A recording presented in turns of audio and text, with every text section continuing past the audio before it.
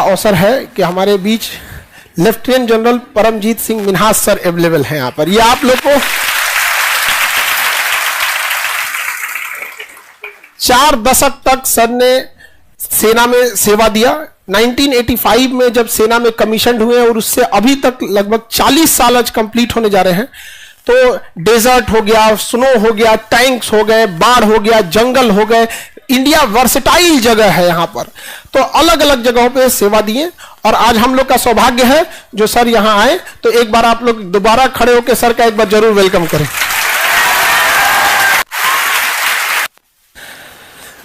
तो थोड़ा सा हम सर की जर्नी को हल्का ब्रीफ में आप लोग को बता देते हैं कि कैसे कैसे सर शुरुआत किए। और जैसे थोड़ा स्टार्टिंग से हम लोग देखते हैं, वो सर पंजाब के होशियारपुर जिला है, एक पंजाब और हरियाणा के बॉर्डर पे है। वहां पे 1964 में सर का जन्म होता है और सर एक फौजी फैमिली में जन्म लेते हैं। सर के पिता सेकेंड वर्ल्ड वॉर के टाइम पे लड़ाई लड़े थे और सेकेंड वर्ल्ड वॉर के टाइम पे आप सबको पता है कि सेकेंड वर्ल्ड वॉर के टाइम पे देश गुलाम था। उस समय हमारी इंडियन आर्मी जो थी वो ब्रिटिश आर्मी थी वहां पर। तो सर के फादर जो थे वो इतने बहादुर थे उस समय की लड़ाई में, वहां गैलेंट्री अवार्ड मिला उन्हें। और सेकेंड वर्ल्ड वॉर के दौरान अफ्रीका में एक देश है लीबिया, आप सबको पता है लीबिया में एक जगह बेनगाजी में लड़ाई के टाइम पे ब्रिटिश वहां पे थे। यहाँ पे लड़ाई के टाइम पे सर थोड़ा सा वहां पे लड़ाई के टाइम पे इंजर्ड हो गए, पैर फ्रैक्चर हो गया, टूट गया। तो उन्हें बेनगाजी लीबिया से लेकर मिस्र आए लोग। मिस्र में जगह है काहिरा उसकी राजधानी, और अलेक्जेंड्रिया सबसे बड़ा शहर है। तो इन 2 जगहों पे ट्रीटमेंट हुआ। उसके बाद फिर वहां से इन्हें लाया गया कराची। उस समय पाकिस्तान अलग नहीं हुआ था, भारत का हिस्सा था। कराची में रख के दोबारा ट्रीटमेंट किया गया सर के फादर का, और जब वो ठीक हो गए वापस उठा के युद्ध में भेजा गया। सोचिए अंग्रेजों को कितनी जरूरत होगी यहाँ। तो आज सर की फैमिली में 40 लोग फौज में हैं, जनरल से लेके सिपाही तक में सर, और पुलिस में, फौज में, मतलब एक 40 लोग फौज की फैमिली। आप समझ रहे हैं क्या हुआ होगा यहाँ। तो काफी लंबा इंस्पायरिंग स्टोरी है। तो हम एक चलते हैं, पंजाब के होशियारपुर से स्टार्ट होती है पढ़ाई और उसके बाद अपनी स्कूलिंग पढ़ाई कंप्लीट करते हैं पंजाब पब्लिक स्कूल नाभा में। ये जगह है, काफी बेहतर स्कूल है। और उसके बाद जैसा कि इंटर पास करने के बाद सपना होता है हर बच्चों का कि हम एनडीए में जाएं, और सारे लोग वैसे सौभाग्यशाली नहीं होते हैं कि चले ही जाए, लेकिन सर उसमें से सौभाग्यशाली थे और सर का सिलेक्शन एनडीए में होता है। और पंजाब छोड़ के सर पुणे के महाराष्ट्र में पुणे में नेशनल डिफेंस एकेडमी है जहां एनडीए को कैडेट को ट्रेनिंग दी जाती है। तो सर वहां से सिलेक्ट होकर आते हैं नेशनल डिफेंस एकेडमी। आप जो एनडीए वाले हैं आपका यही सपना है कि यहां जाए, और यहां हर कैडेट का सपना होता है कि एक बार एनडीए जरूर जाए वहां पे। तो यहां एनडीए की तैयारी, जब पूरी ट्रेनिंग कंप्लीट होती है तो एनडीए एक बहुत लंबी ट्रेनिंग प्रोसेस हो जाता है वहां पे अलग अलग ट्रेनिंग कंप्लीट करके पूरा पार्ट का हिस्सा बनने के बाद फिर सर को इंडियन मिलिट्री एकेडमी भेजा जाता है, जैसे आईएमए देहरादून। तो वहां से पुणे के बाद, अब पुणे में ट्रेनिंग कंप्लीट के बाद देहरादून में इंडियन मिलिट्री एकेडमी है, आईएमए देहरादून। आईएमए देहरादून जो जगह होता है इंडियन मिलिट्री एकेडमी का, यहां पर ट्रेनिंग के लिए सर को भेजा गया। वहां पर हर क्षेत्र में बहुत बेहतर ट्रेनिंग करने के बाद वहां पर हर तरह की ट्रेनिंग होती है, टैंक से लेकर पैराशूट से लेकर जो भी ट्रेनिंग का एक बड़ा हिस्सा होता है उसको कंप्लीट जब किए तो सर को सम्मान में स्वॉर्ड ऑफ ऑनर दिया गया। सम्मान में तलवार, ऑलराउंडर परफॉर्मेंस के लिए सर को स्वॉर्ड ऑफ ऑनर दिया गया। एक तो सेलेक्ट होना ही मुश्किल होता है, उसमें से सेलेक्ट होने के बाद समझिए कि वहां सारे क्रीम लोग पहुंचे होते हैं, और उसमें से जब स्वॉर्ड ऑफ ऑनर मिलना कितना टफ हो जाता होगा यहाँ पे। तो उसके बाद फिर सर का कमीशन होते हैं 1985 में। 1985 में सर भारतीय सेना में कमीशन ऑफिसर रैंक पे सेलेक्ट होते हैं।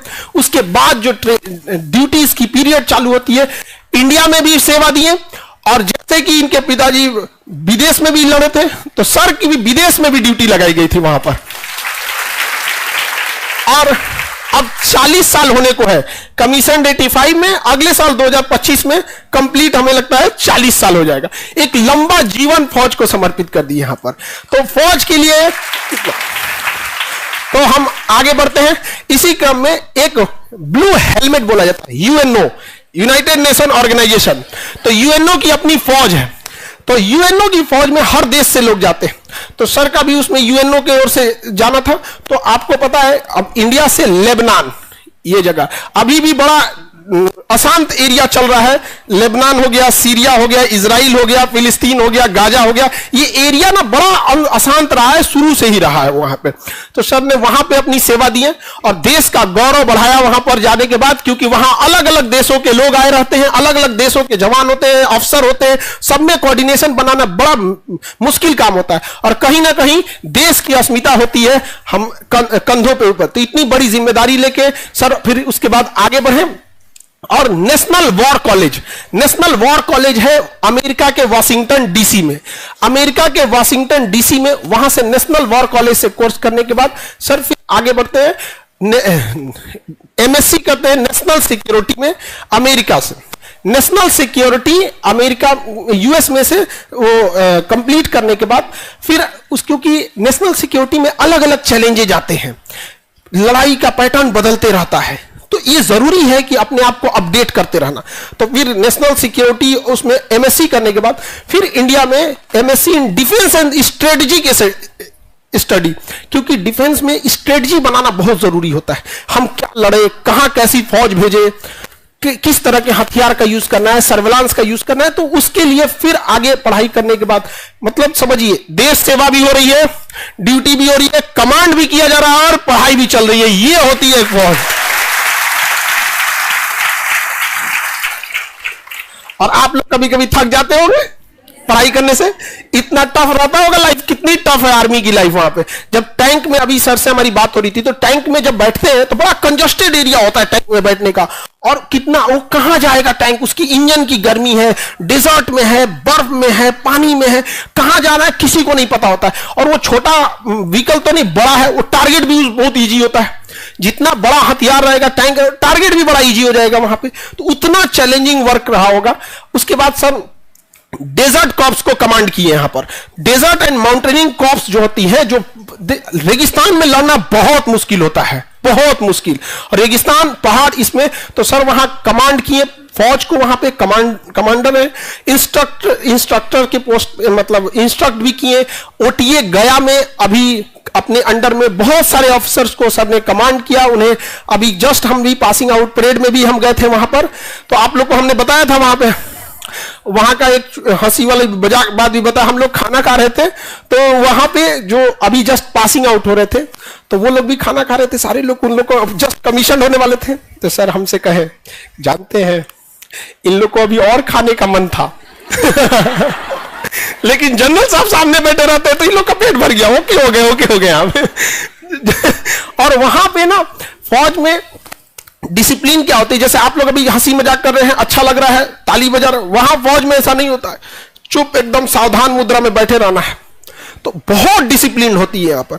और डिसिप्लिन फौज की क्या होती है, सर के आने से पहले ही आप लोग को पता चल गया होगा क्या होती है डिसिप्लिन। यहाँ पे आगे बढ़े तो देश में हर जगह मरुस्थल है, पहाड़ है, नदी है, जंगल है, हर जगह दुश्मन कहीं से भी आ सकते हैं। तो हमारे देश के लोग भी हर जगह से तैयार रहते हैं और उनको कमांड करने वाले, उन्हें सींचने वाले ऐसे अफसर हम लोग के बीच आए, हम लोग का सौभाग्य है। यहां पर इनके अदम्य साहस को देखते हुए सेना में इतनी सेवा दिए और विभिन्न जगहों पर रहे, तो सेना में अभी अति विशिष्ट सेवा मेडल से हमारी राष्ट्रपति द्रौपदी मुर्मू जी ने सम्मानित किया। तो इस अभी हम लोग के इस क्लासरूम का भी सौभाग्य है जो सेना के इतने बड़े अफसर हम लोग के बीच हैं और आप सब लोग को मोटिवेट करेंगे यहां पर। तो थोड़ा आगे चलते हैं और डिटेल से हम देखते हैं।